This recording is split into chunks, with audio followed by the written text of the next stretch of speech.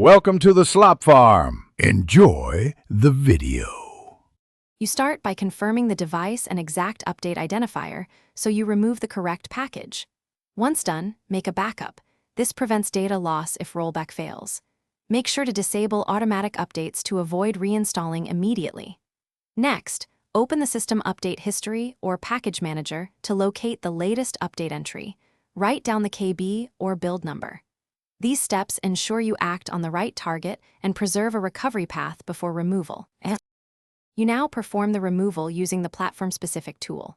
For GUI paths, navigate to the Uninstall Updates list and select the identified KB. Click Uninstall and follow prompts. For CLI, run the Package Manager command with admin privileges.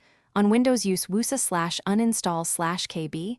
ID. On Linux, use apt-remove or yum downgrade depending on distro. Make sure to monitor the console for errors. If services were affected, stop and restart them after removal to clear locked files, and you finish by rebooting and verifying the system boots cleanly and the version reflects the rollback. Once rebooted, check core apps and drivers to ensure nothing regressed.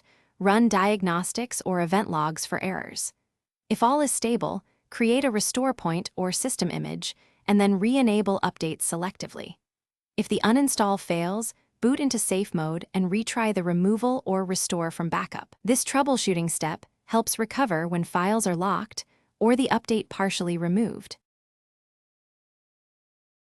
Thanks for watching. Consider subscribing if we helped you today.